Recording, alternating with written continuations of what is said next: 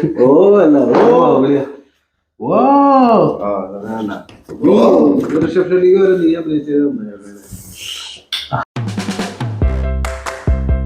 മറ്റു ബാക്കി പറഞ്ഞ ഡിവൈൻ എന്നാണ് എനിക്ക് തോന്നിയത് പടം കണ്ടത്. ഡിവൈൻ പൊളി, പവർ പൊളി ഡിവൈൻ.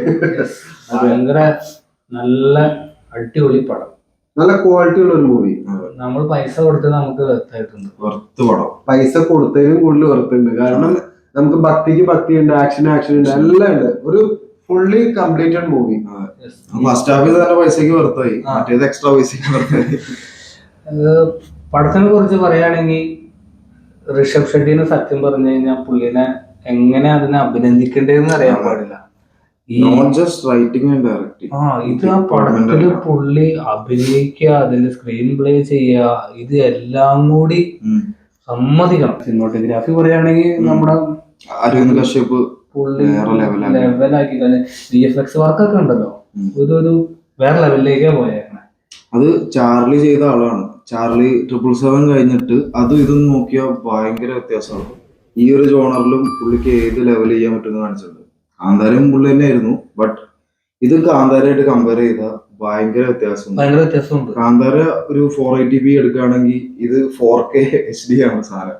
അതേമാതിരി ഉണ്ട്. കാന്താരനെ നമുക്ക് ലാസ്റ്റ് ഒരു ഹാഫ് അവറിലാണ് നമുക്ക് റൊമാൻസ് നല്ലതും നല്ല ആക്ഷൻ ഒക്കെ ഉള്ള ഒരു അടിപൊളി സീനുകളുള്ളൂ. ബാക്കി എല്ലാവരും നാടിനെ വെച്ച് അവരൊരു ഗ്യാങ്ങിനെ ഒരു ചെറിയൊരു ഒരു കൂട്ടത്തിന് മാത്രം ബേസ് ചെയ്തിട്ടുള്ള ഒരു മൂവിയാണ്. പക്ഷെ ഈ പടത്തിലേക്ക് വരികയാണെങ്കിൽ നമുക്ക് എന്റെ ഫുൾ ത്രൂ ഔട്ട് രോമാഞ്ചമാണ്. അതായത് പടത്തിന്റെ ഒരു പ്ലോട്ട് എന്ന് പറഞ്ഞു കഴിഞ്ഞാൽ ഒരു രാജാവ് എല്ലാം വെട്ടിപ്പിടിക്കാൻ വേണ്ടി നടക്കാണ്. അപ്പൊ പുള്ളി എല്ലാം വെട്ടിപ്പിടിച്ച് കഴിയുമ്പോൾ പുള്ളിക്ക് ഒരു സ്ഥലം മാത്രം, ദൈവത്തിന്റെ പൂന്തോട്ടം, ദൈവത്തിന്റെ പൂന്തോട്ടം. ആ പൂന്തോട്ടത്തിൽ നിറച്ച് കായ്ഫലങ്ങൾ, അങ്ങനെ. അപ്പൊ പുള്ളി അത് കാണാണ്. അപ്പൊ പുള്ളി അത് മാത്രം വിട്ടുപോയത് എന്നുള്ളൊരു മൂഡിൽ ചെന്ന് ആ സ്ഥലം കൈയടക്കാൻ വേണ്ടി ചെന്നൈം ഉണ്ടാകുന്നതിനെ ബേസ് ചെയ്ത് പിന്നെ വന്നേക്കണം. അതായത് ഫസ്റ്റിലുള്ളതും ലാൻഡ് ഡിസ്പ്യൂട്ട് തന്നെ, പക്ഷെ ഇതിനെ അതൊരു വേറെ ലെവലിലാക്കി. ശരിക്കും പറഞ്ഞ ഇപ്പൊ ബ്രിട്ടീഷേഴ്സ് എങ്ങനെ നാട് കൈയടക്കാൻ വന്നു, അത് തന്നെ പുള്ളി ഒരു മെറ്റഫോറായിട്ട് യൂസ് ചെയ്ത് ഭയങ്കര വില്ലൻ്റായിട്ട് സീൻ പേര് വർക്കൗട്ട് ചെയ്തിട്ടുണ്ട്. അത് ശരിക്കും പറഞ്ഞു കഴിഞ്ഞാൽ ഒരു കാലഘട്ടം, ഒരു ഗ്രാമം, ഒരു രാജാവിന്റെ കാലഘട്ടത്തിലുള്ള നടക്കുന്ന സംഭവങ്ങൾ. അതായത് നമ്മള് ഒരു സാധനം കൊടുത്തു കഴിഞ്ഞിട്ട് നമ്മൾ വേറെ സാധനം മേടിക്കുന്ന മറ്റേ സിസ്റ്റം, ആ ഒരു സംഭവം നല്ല അടിപൊളിയാണ്. നമുക്ക് കണ്ടറിയാം. അവര് ചെയ്യാൻ നേരത്ത് ഞാൻ ആലോചിച്ച് ഇനി വല്ല പോർച്ചുഗീസുകാരൊക്കെ കാട്ടുന്നുണ്ട്. അപ്പൊ ഇനി വല്ല സ്വർണ്ണ നാണയോ അല്ലെങ്കിൽ ക്യാഷ് അങ്ങനെ എന്തെങ്കിലും കൈമാറ്റം ഞാനും അങ്ങനെ തന്നെ വിചാരിച്ചു. പക്ഷെ കറക്റ്റ് ആയിട്ട് സ്പൈസസിന് പകരം അവര് ബാർട്ടർ സിസ്റ്റം അവർക്ക് വേണ്ട ഓരോ സാധനങ്ങൾ മാത്രം കൈമാറ്റം ചെയ്യുന്നു. അങ്ങനെ ഒരു കച്ചവടം നടക്കുന്ന, അങ്ങനെ ആ ഒരു രീതിക്കാണ് പടം മുമ്പോട്ട് പോകുന്നത്. പടം എന്താ പറയാ, ഒരു ഹെവി പടം എന്തായാലും. പിന്നെ ഒരു കാര്യം ഞങ്ങൾക്കുള്ളൊരു സജഷൻ എന്താണെന്ന് വെച്ച് കഴിഞ്ഞാൽ, നിങ്ങൾ മാക്സിമം മലയാളം ഇത് പോലെ ഞങ്ങൾക്ക് ആകെ ഒരു ഇതായിട്ട് തോന്നിയത് അതാ. മോശമല്ല, പക്ഷെ അതിന്റേതായ ക്വാളിറ്റി ഡിഫറൻസ് ഉണ്ട്. കാരണം എന്താ വെച്ചാൽ അതിൽ കുറച്ച് ഭാഗങ്ങൾ നമുക്ക് കാണാൻ നേരത്തെ തന്നെ മനസ്സിലാവും. കന്നഡയിൽ തന്നെ കാണാൻ നേരത്ത് കാര്യം സബ് ടൈറ്റിൽ വന്നു തീർന്നു. പക്ഷെ ആ ഒരു ഫീല് ശരിക്കും പറഞ്ഞ വേറെ അതാണ്. പിന്നെ ഇതില് എടുത്തു പറയുകയാണെന്നുണ്ടെങ്കിൽ ഇപ്പൊ നമ്മൾ ഋഷഭ് ഷെട്ടിയുടെ കാര്യം പറഞ്ഞു. പിന്നെ നമ്മൾ എടുത്തു നോക്കുകയാണെങ്കിൽ രുക്മിണിയുടെ കരിയർ ബെസ്റ്റ്. കാരണം ഇനിയൊരു പടം അഭിനയിച്ചില്ലെങ്കിലും കുഴപ്പമില്ല, കാരണം ബാക്കി ഒരു നടിമാർക്ക് ഉണ്ടാവുന്ന ഒരു എന്താ പറയാ പ്രിൻസസും അല്ലെങ്കിൽ ആക്ഷനും വരുമ്പോ ഉണ്ടാവുന്ന ഒരു ക്രിഞ്ച് അല്ലെങ്കിൽ അങ്ങനെ ഒരു സാധനത്തിൽ അത് every actors cup of tea അല്ല. ഒരു പ്രിൻസസ് ആവുക, ഒരു ആക്ഷൻ ഉള്ള ഒരു സീൻ ചെയ്യാന്നൊക്കെ പറഞ്ഞ അത് പുള്ളിക്കാരി നമ്മൾ ബേസിക്കലി ഒരു ക്യൂട്ട് ഹീറോയിൻ, റൊമാൻറ്റിക് ഹീറോയിൻ ആയിട്ട് കണ്ടേക്കണേ. ഇതിനകത്തും അതൊക്കെ തന്നെയാണ്. പക്ഷെ പ്രിൻസസ് ആകുമ്പോൾ നല്ല വ്യത്യാസമുണ്ട്. അതെങ്ങനെ ഭയങ്കര ഈസിനെസ്സോടെ കാര്യമായിട്ടുണ്ടാവും. പിന്നെ അതുപോലെ തന്നെ ജയറാമിന്റെ നല്ല പെർഫെക്റ്റ് കാസ്റ്റിംഗ്. അത് കൊടുത്തേക്കണ റോൾ എന്ന് പറഞ്ഞാൽ ബാക്കിയുള്ള വേറെ ലാംഗ്വേജിൽ ജയറാമേട്ടൻ പോയി അഭിനയിച്ചിട്ട് കുറെ സ്ഥലങ്ങളിൽ കോമാളാക്കി വിടാൻ ഒരു നല്ലൊരു ക്യാരക്ടർ കൊടുക്കാനുള്ള, ഒരു റോൾ കൊടുക്കാനുള്ള, അങ്ങനെ നമ്മൾ പല പടങ്ങളും കണ്ടു. പക്ഷെ ഈ പടത്തില് ജയറാമേട്ടൻ നല്ല റോളാണ്. പുള്ളിയുടെ സ്റ്റാർഡത്തെ ബഹുമാനിച്ചുകൊണ്ട് പുള്ളിയുടെ ആക്ടറിനെ നന്നായിട്ട് യൂസ് ചെയ്തിട്ടുണ്ട്. പിന്നെ അടുത്ത് പറഞ്ഞ ഗുൽഷനാണ്. ഗുൽഷന്റെ പെർഫോമൻസ്, ഗുൽഷനാണ് പടം ഭൂരിഭാഗം ക്യാരി ചെയ്യണം. ബാക്കി പറഞ്ഞ സ്പോയിലർ ആവും, അത് അതിലേക്ക് കൊണ്ട്. പക്ഷെ പുള്ളി ഒരു എന്താ അരഗൻ ബ്രാറ്റ്, എന്നുള്ള രീതിയിൽ കറക്റ്റ് ആയിട്ട് പെർഫോം ചെയ്തിട്ടുണ്ട്. ആ മീറ്റർ പിടിച്ച് അതെ, അത് ഓരോരുത്തരും എടുത്തു നോക്കാന്നുണ്ടെങ്കിൽ ഉണ്ടല്ലോ, എല്ലാവരും ഓരോരോ രീതിയിൽ നല്ല ഭംഗിയായിട്ട് ചെയ്തു വെച്ചിട്ടുണ്ട്. അത് ക്യാമറയ്ക്ക് മുമ്പിലും പിമ്പിലും ഉള്ളത്. അതാണ് അതിന്റെ ഈ പടത്തിന്റെ ഏറ്റവും വലിയൊരു വിജയം. അതാ പറയണേ.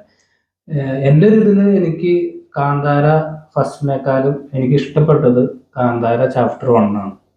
അതെ അതെ അതെ, നല്ല ക്വാളിറ്റിയുടെ കാര്യത്തിലാണെങ്കിലും മൊത്തം ത്രൂഔട്ട് പടത്തിന്റെ കാര്യത്തിലും ബെറ്റർ ചാപ്റ്റർ 1 തന്നെയാണ്. അതെ, കാരണം ഇതില് ഓരോ ഷോട്ട് അല്ലെങ്കിൽ ഒരു സീൻ ബൈ സീൻ പറയുകയാണെന്നുണ്ടെങ്കിൽ ഇതിലെ ഫൈറ്റ് ആണെങ്കിലും ഫൈറ്റ് ഒക്കെ നല്ല ഭംഗിയായിട്ട് ചെയ്തു വെച്ചാൽ അടിപൊളിയായിട്ട് ചെയ്തു വെച്ചായിരുന്നു. ഇതിലെ ഒരു സീനുണ്ട്, ഇവനിങ്ങനെ ഒരു കാട്ടിലൊരു ഫൈറ്റ് എടുക്കാൻ നേരത്ത് ഇവന്റെ പുറത്ത് മറ്റേ കൊന്നിട്ട് ഇട്ടിട്ട് ഇവൻ നടന്നു വരുന്ന ഒരു സീനൊക്കെ ഉണ്ട്. നടന്നല്ല തന്നെ സൂപ്പറാണ്.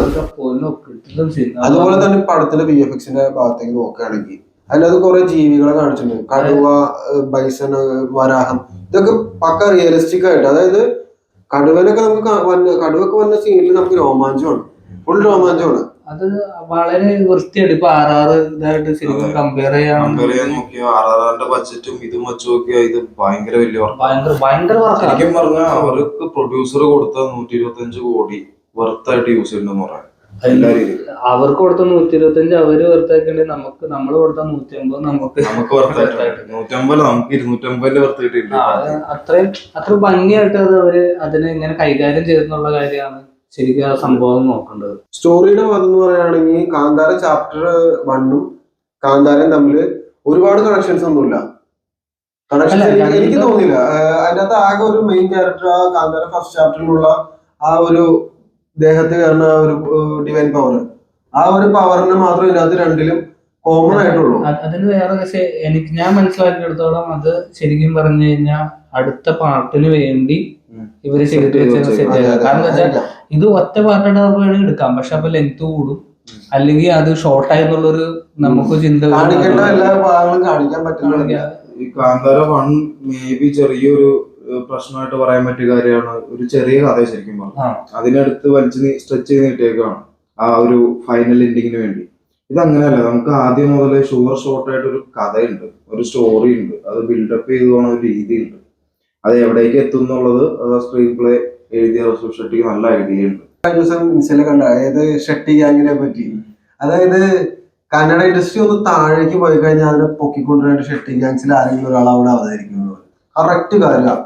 കന്നഡ ഇൻഡസ്ട്രിയിലെ ഈ അടുത്തിറങ്ങിയതിൽ വെച്ച് ഏറ്റവും ബെസ്റ്റ് മൂവി. ട്രെയിലറിൽ എല്ലാവരും കണ്ടിട്ടുണ്ടാവും, ഒരു എലി പോലെ ഇങ്ങനെ കൂടി വരുന്ന സാധനം. ശരിക്കും അത് മറ്റേ കുട്ടിദേവാങ്കാണ്. പക്ഷെ അത് ഷോട്ട് എന്നൊക്കെ പറഞ്ഞത് ഇത്രയും എലമെന്റ്സ് അല്ലെങ്കിൽ ഇത്ര സാധനങ്ങൾ കൊണ്ടുവന്ന സാധനത്തിന് ഒരു നമുക്കത് ഒറിജിനൽ ആണെന്ന് തോന്നിക്കുന്ന രീതിയിൽ ചെയ്യാൻ വേണ്ടി അവര് ഇട്ട ഒരു കഷ്ടപ്പാടുണ്ടല്ലോ, അത് ശരിക്കും കാണാനുണ്ട്. അത് നമ്മൾ കണ്ടിരുന്നു പോകുമ്പോ എന്താന്നുള്ള ഒരു സംഭവം. എനിക്ക് ആ ഒരു ലാസ്റ്റ് ഗുഹയുടെ ഒരു സീൻ കണ്ടുന്നില്ലേ, അതിലാ ഒരു പാമ്പിന്റെ ഒരു സീൻ കണ്ടുന്നുണ്ട്. ഇതിന്റെ പൂർണ്ണ ഒറിജിനാലിറ്റി വേറൊരു ഐറ്റം ഉണ്ട് ഗുഹയില്, അത് പറയണ്ട.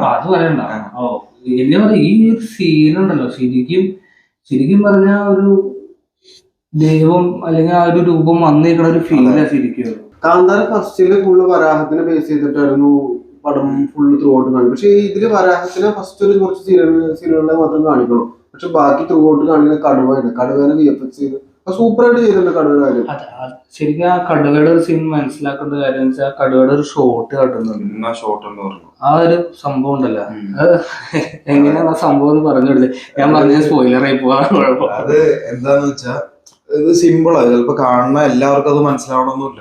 സിമ്പിളായിട്ട് പുള്ളി നിൽക്കുന്നു, പുള്ളി ഒരു ദൈവം കയറി അങ്ങനെ നിൽക്കുമ്പോ ബാക്കിൽ കൂടെ കടുവ ആദ്യം മുതലുണ്ട് സിനിമയില്. കടുവ ഒരു ഡിവൈൻ പ്രസൻസ് ആണെന്ന് നമുക്ക് മനസ്സിലാവും. എന്തോ ഒരു മിസ്റ്ററി കടുവയുണ്ടെന്ന്. ആ കടുവ വെറുതെ നടന്നു ബാക്ക്ഗ്രൗണ്ടിൽ കൂടെ. പക്ഷെ ആ ഷോട്ട് ഒരു എന്താ പറയാ, നമ്മള് വീട്ടിലൊക്കെ ദൈവത്തിന്റെ ഫോട്ടോ വെക്കണ ആ ഫ്രെയിം പുള്ളി എടുത്ത് വെച്ചിട്ടുണ്ട്. സിമ്പിൾ ആയിട്ട് പറഞ്ഞാൽ നമ്മുടെ കൽക്കിയില് കൃഷ്ണന്റെ എൻട്രി ഉണ്ടല്ലോ, അപ്പൊ ഒരു ബാക്കില് നമ്മുടെ വെള്ളക്കുതിര പോകുന്നത്, അതായത് അതിന്റെ മീനിങ് ആയിട്ട് കൽക്കിയുടെ വാഹനമാണല്ലോ വൈറ്റ് ഹോഴ്സ്, ആ ഒരു സാധനം പോലെ ഇതിനകത്ത് ഈ കടുവ പോണ കാണിക്കുന്നുണ്ട്. സീൻ ബൈ സീൻ ഭയങ്കര ബ്യൂട്ടിഫുൾ മീനിങ്. അതെ അതെ അതെ. അതിനകത്ത് പറയുകയാണെങ്കിൽ ഞാൻ ഒരു എക്സാമ്പിൾ പറയാം. നമ്മളൊരു സദ്യക്ക് പോയിരുന്നു, ഒരു ഇല ഇട്ടു, ചോറ്, കറികൾ, ഒരു കൂട്ടുകറി, അച്ചാർ, ഇങ്ങനെ നമുക്ക് വേണ്ട സാധനങ്ങൾ, വേണ്ടപ്പെട്ട സാധനങ്ങൾ ഇങ്ങനെ നിരത്തി വെക്കണ പോലെ ഈ പടത്തിൽ പെർഫെക്റ്റ് ആയിട്ട് എല്ലാ സീനുകളും കാര്യങ്ങളും നിരത്തി വെച്ചിട്ടുണ്ട്. അപ്പൊ പറയാനുള്ളത് എന്താ വെച്ച് കഴിഞ്ഞാൽ ചൂടോടെ സദ്യ കഴിക്കും. അതെ, ഫസ്റ്റ് പന്തി പോയി കഴിക്കുക. ഫസ്റ്റ് പോയി പന്തി കഴിച്ചാൽ നഷ്ടമാണ് സത്യം പറയാം. ഈ വൈകി കഴിച്ചാലും തലേ ദിവസത്തെ മീൻകറി കഴിക്കണ പോലെ നല്ല ടേസ്റ്റ് തന്നെ ആയിരിക്കും. സ്പോയിലർ കിട്ടാണ്ട് കഴിക്കുക. അതാണ് എത്രയും പെട്ടെന്ന് അത് പടം വേഗം പോയി കാണാന്ന് പറഞ്ഞ കാര്യം എന്ന് വെച്ച് കഴിഞ്ഞാൽ റിവ്യൂ പറയുന്ന ആൾക്കാരായാലും ഓരോരുത്തർ പറഞ്ഞു വരുമ്പോൾ ഓരോ കാര്യങ്ങൾ ഇപ്പൊ പറയും. ഞങ്ങൾ പറഞ്ഞ മാതിരി അടുത്ത ആൾക്കാർ വേറെ കാര്യമായിരിക്കും പറയണേ. അപ്പൊ റിവ്യൂ സ്പോയിലർ കിട്ടാണ്ട് തന്നെ മേ ബി സ്പോയിലർ കിട്ടാം. മനസ്സിലൊന്നും വയ്ക്കാണ്ട് നേരെ പോയി കണ്ട ഭയങ്കര ഒരു എഫക്ട്. അതാണ്, അതായത് രണ്ടും ഒരുപാട് തമ്മിലുള്ള ഒരു ബന്ധം ആലോചിക്കാതെ ഒരു സിനിമ കാന്താര ചാപ്റ്റർ 1 നിങ്ങൾ പോയി കാണാം. നിങ്ങൾക്ക് എന്തൊക്കെ വന്നാലും അതിനൊരിക്കലും ഒരു മോശം വരില്ല. അത് ഞങ്ങളുടെ ഭാഗത്തുള്ള ഒരു ഗ്യാരണ്ടിയാണ്. പൈസ ഇല്ലായിരുന്നു, കൂട്ടുകാരെ കടം മേടിച്ചു കണ്ടു. ഞങ്ങളൊക്കെ അല്ലേ പോളെ. അപ്പൊ എല്ലാവരും പടം പോയി കാണാം. ഇനി പറയാൻ നിന്ന് കഴിഞ്ഞാൽ പടം പോയി കണ്ടിട്ട് നമ്മുടെ വീഡിയോക്ക് അഭിപ്രായം പറയാം. ഞങ്ങളുടെ എന്തെങ്കിലും തെറ്റുണ്ടോ, അതായത് എന്തെങ്കിലും കൂടുതൽ പറയാനുണ്ടോ, കൂടുതൽ പറയാൻ സ്പോയിലർ ആവും, അതുകൊണ്ട് പറയാത്ത അങ്ങനെ എന്തെങ്കിലും ഉണ്ടെങ്കിൽ സജഷൻസ് ഉണ്ടെങ്കിൽ ഒന്ന് കമന്റ് ചെയ്യാം. അത് ഞങ്ങളത് പറയുന്നില്ല, പറഞ്ഞ് സ്പോയിലറാക്കി നിങ്ങളെ ഇത് നശിപ്പിക്കുക. എല്ലാരും എന്തായാലും പടം പോയി കാണാം. Must watch movie. Worth your money and worth your time എന്നുള്ളത് ഉറപ്പാണ്.